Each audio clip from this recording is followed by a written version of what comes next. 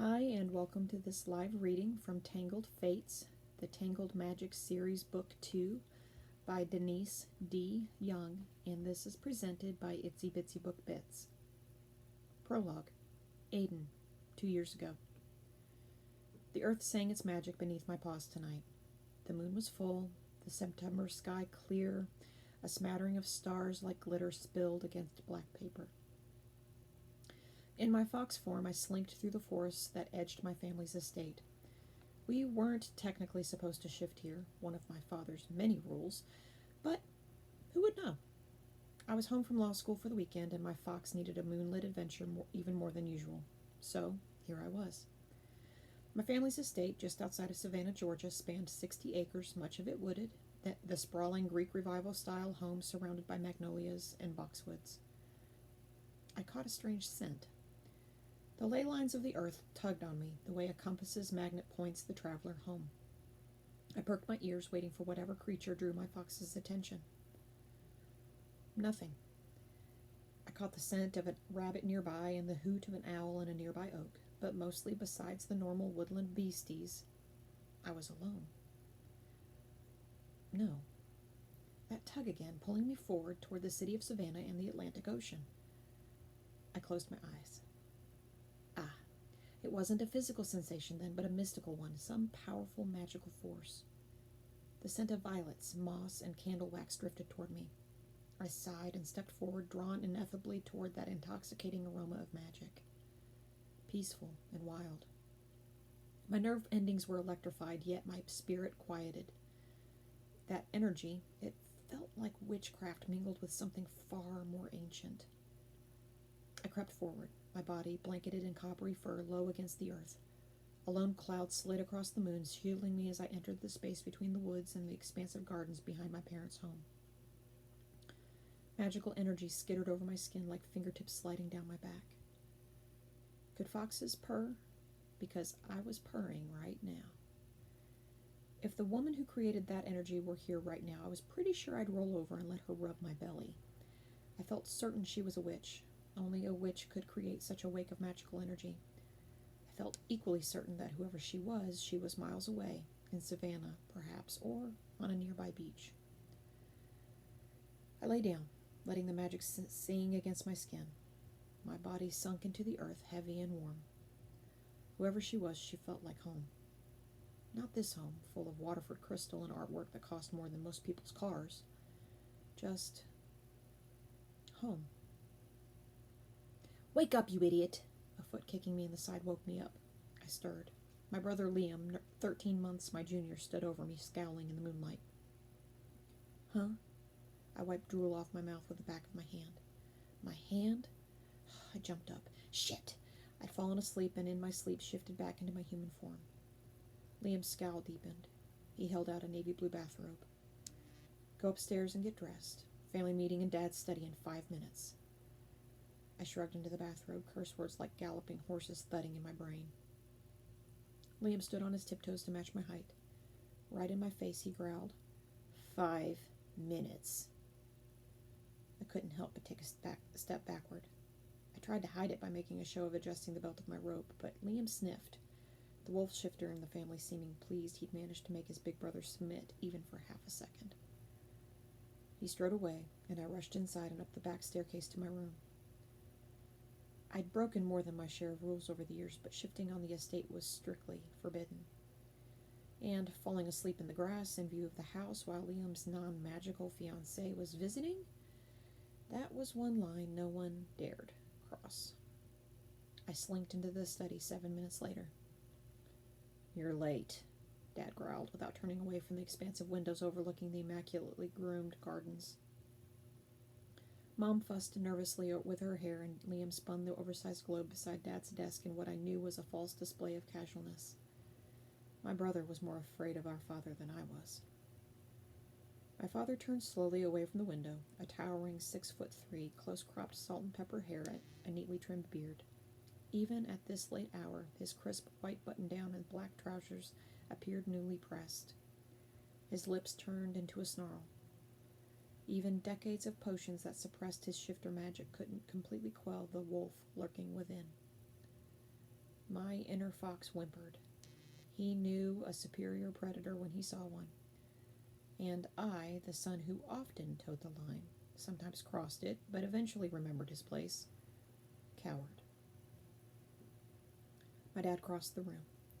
We were the same height in sheer inches, but in presence he dwarfed me the way he dwarfed rival lawyers in the courtroom. George Washington himself would cower in my presence, he once told me. I was 13. I'd just shifted for the first time, the first fox shifter in a century in our bloodline. Bile rose in my throat. His magic might be long suppressed, but my father didn't need magic to be ruthless. I forced myself to stand my ground. My father scowled. Your brother's fiancée saw you out in the garden. Oh, hell. Bianca saw me shift. Liam stepped forward. She saw you napping, naked. Let's be thankful that's all she saw, my father growled, shooting Liam a look. My brother stepped backward, fading into the polished mahogany woodwork. My father walked over to the large globe in its brass stand, a pale ivory with deep brown outlines for continents and scrolled lettering. He flipped it open to reveal his potion stash.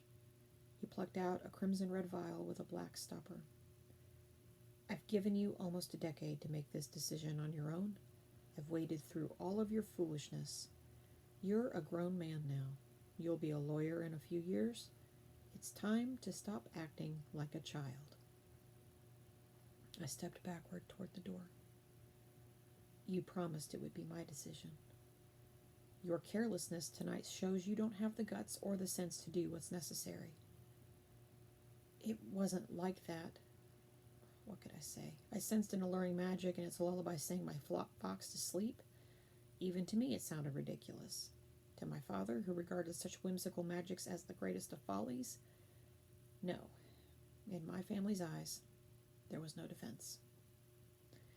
I glanced at my mother, but she was studying the oil painting of my grandfather that hung on the wall. Liam was standing at the antique rug as if it held the secrets of the universe. I was alone in this. No. You forfeited your choice, Aiden, my father growled. You can't force me to take some damn potion I don't want to take. My father glanced at my brother. Now, Liam. With the swiftness of twin wolves leaping on a stunned antelope, they pinned me to the wall. I fought, thrashing, kicking, but it was 2 against 1, and I was no match for the 2 of them. My mother, up to this point silent, took the vial from my father and unstoppered it. Your father assures me you'll get used to the taste. She said it with the saccharine sweetness of a mother trying to get a small child to take his cough medicine. I clenched my jaw, but with surprising strength she pried my mouth open, tilted my chin up, and forced the liquid down my throat, holding my nose to force me to swallow it. It tasted like swamp water, and I gagged. After I'd swallowed it, Liam and my father released me. I staggered from the room and fumbled my way, half blind with pain, upstairs. Spots danced in my vision, heart racing as the potion began to take effect. Why would anyone choose this madness? Their magic curdling inside of them, their animal self crying in pain over the freedom of shifter magic. I ran my hand along the toile wallpaper as I stumbled to the nearest bathroom. I vomited until the foul stuff was out of my system. Inside me, my fox whimpered as if injured.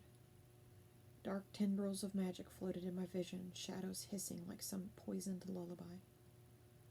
Not like the sweet song from earlier tonight, the one that sang of moon magic, white witchery, love, and peace.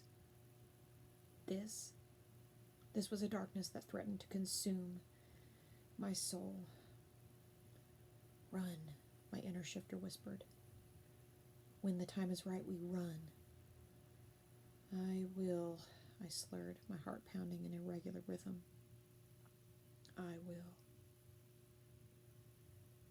Chapter 1. Vivian. Present day, midnight. The electric kettle beeped. I poured the steaming water over the cup of tea, my own unique blend of herbs and spices with decaf black tea leaves. The scents of cinnamon, bergamot, a bit of burdock root, and a dash of lemon peel rose up. Outside, a fierce summer storm raged on. It would get worse before it got better. It always got worse. And no, I didn't mean the storm. A loud mew interrupted my midnight crisis. Rosemary, Caterwall, Broomsticks, Gearheart, don't take that tone with me. I pulled the cream out of the refrigerator and poured a splash into my cat's tiny lavender saucer, a find on my latest thrifting excursion with my friend Bailey. I stroked Rosemary's brindled fur.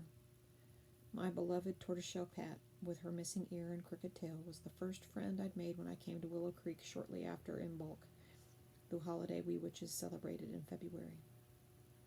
Bailey was the second. To say a lot had happened in my 6-month tenure in Willow Creek, Virginia, would be an understatement. I poured a splash of cream into my tea, swirling the tea ball. I added a touch more honey than was necessary to satisfy my inner sweet tooth and stared into the darkening mug. Green Witch, the saying on the outside of the mug read, the deep purple cursive script framed by an emerald green vine. Bailey always smirked when she saw it. It suits you, she always said with a knowing smile. Now, I was part of a makeshift coven of witches that included my great-aunt Cassie, who spent decades trapped in an oak tree, only to emerge still 20 years old and thinking it was 1974. Cassie's swoon-worthy boyfriend, Nick, also a witch, me, and my friend Bailey, the local librarian, rounded out the group. A chirp from my phone indicated a text message. Rosemary cocked her head ever so slightly, acknowledging the sound, but not stopping her dainty licking of cream from her saucer. I don't know who would be texting me at this hour, either, I told her. Not exactly true. I had an inkling. I leaned against the counter in my tiny apartment kitchen. A gust of wind slammed against the brick building. It wasn't just a standard-issue July thunderstorm in the mountains. There was dark magic awakening in Willow Creek. The storm was the earth's way of trying to wash it away. What's wrong? The text message from Cassie read. I didn't bother to ask how Cassie knew. She just kind of knew things. Nothing, can't sleep, I typed back. I sipped my tea. Go to sleep, I typed, adding an animated gif of someone sleeping to drive home the point. For a woman who'd never seen a cell phone until a week ago, Cassie learned quickly. To say she was enthusiastic about embracing everything the 21st century had to offer would be an understatement. She said she thought she belonged in the 21st century more perhaps than she had in her own era. Can't, she messaged. Evan? Ever since Cassie and Nick had gone to the crossroads of magic and returned with Nick's twin brother, their lives had been topsy-turvy. Evan was terrified. Waves of pure fear radiated off the guy as though decades of suffering and pain were trapped within him. Yes. There was a pause, but I knew more was coming. Tell me what you need, I typed. The tea you make? I ignored the winking smiley face. Cassie hadn't quite mastered the art of the emoji, and I'd leave it to Nick to explain them. Sure, I'll be right there. I grabbed my go-to tote bag, black with a vintage print of red and pink cabbage roses on it. I tucked a few mason jars of my tea blends inside, along with a jar of local honey. I grabbed the small wooden box that contained my go-to crystals and slid that inside too. Sorry, Miss Rosemary, magic calls. I let my fingers slide once more through her dark fur. She arched against my hand and her purr going full blast. Sleep tight, lovely lady, I crooned. One of us should get some rest. She was circling in her pink cat bed by the window, searching for the comfiest position possible when I shut the door behind me. I ran, head down, through the rain. A brilliant flash of lightning lit up the night sky, followed by thunder so loud the ground beneath my feet seemed to tremble with it. I hit the unlock button on my key fob and practically dove into the driver's seat. My hand flew automatically to the crystal at my neck. I rarely took off my rose quartz, only to regularly cleanse the cherished pink crystal with sage or when I was showering. Besides that, the stone was a constant presence at my throat. Sometimes I wore it on a long silver chain, other times on a velvet choker around my neck. Sometimes I paired it with other stones. Amethyst and lapis lazuli were my favorites if I needed the boost. Tonight, I wore the smoky quartz. Some part of me needed the purifying protective energy of the dark gray stone. I started up the car and connected my phone to my car's sound system. I turned on my favorite playlist loud enough to hear above the rain. A selection of my favorite witchy tunes drowned out the storm as I drove. The rose quartz, usually cool, was hot against my chest tonight. I'd only driven to the Saunders family farm, Nick's family farm, a couple times, but I'd been blessed with an innate sense of direction. I navigated the mountain roads of Willow Creek like I'd been doing it my whole life, and found it a sort of pleasant ease. Bailey theorized it was a past life memory. I figured I just had a good sense of direction. I was halfway down Chestnut Hollow Lane, heading toward the farm, now humming along to May the Circle Be Open. The rain had stopped, leaving in its wake a low mist that clung to the wet ground.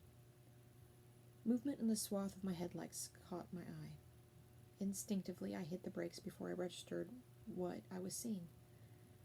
I opened my mouth to scream as the car slammed to a stop, but no sound came out. I clenched and unclenched my hands on the steering wheel. With a screech of talons and flurry of cream and brown feathers, the owl that had been flying straight at my car landed on the hood and stared at me. I just stared back. "Hi?" I croaked. "Yeah, crazy person." I shook my head. It was one thing to talk to my cat, but an owl?